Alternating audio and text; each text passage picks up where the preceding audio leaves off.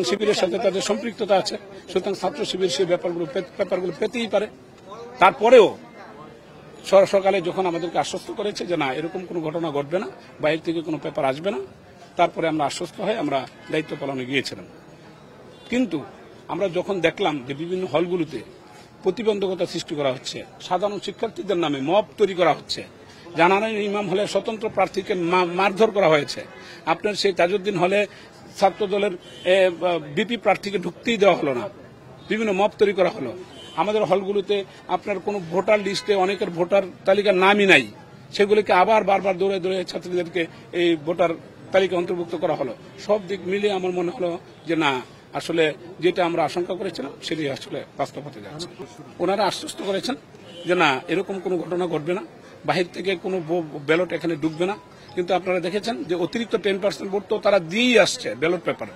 সেটা আবার যে প্রো ভাইস চ্যান্সেলর শিক্ষা, যিনি জামাত ইসলামের প্রো ভাইস চ্যান্সেলর হিসেবে পরিচিত, উনি ওই হলে যে উনি কখনোই বলতে পারে না, প্রো ভাইস চ্যান্সেলর কখনোই এই নির্বাচন কমিশনের সাথে সম্পৃক্ত না, উনি ভিজিটর হিসেবে থাকতে পারেন। কিন্তু অর্ডার দিয়ে আসছেন সংশ্লিষ্ট রিটার্নিং অফিসারকে, তোমরা এই 10% ভোট কেটে আলাদা তোমরা রেখে দাও।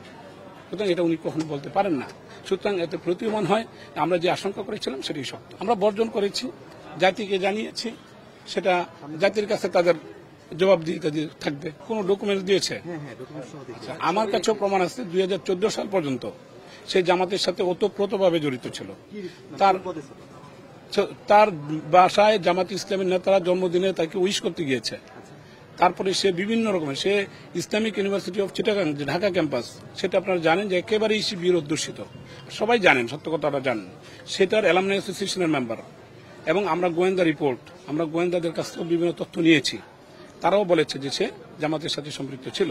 মাঝে সে আবার আওয়ামী লীগ কিছুদিনের জন্য জেলা সমিতির নামে আওয়ামী লীগে জয়েন করেছে।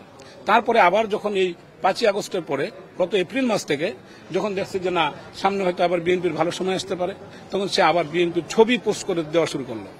আমরা এগুলো দেখেছি।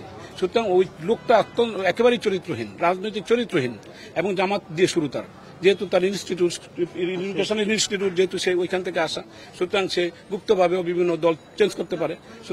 সুতরাং এইরকম একটা ব্যক্তিকে জাহাঙ্গীরনগর বিশ্ববিদ্যালয়ের জাকসু নির্বাচনের মতো এত বড় একটা বিশাল কনফিডেন্সিয়াল দায়িত্বগুলো তাকে দেওয়াটা আমরা কখনোই মনে করি না এটা দায়িত্বশীল।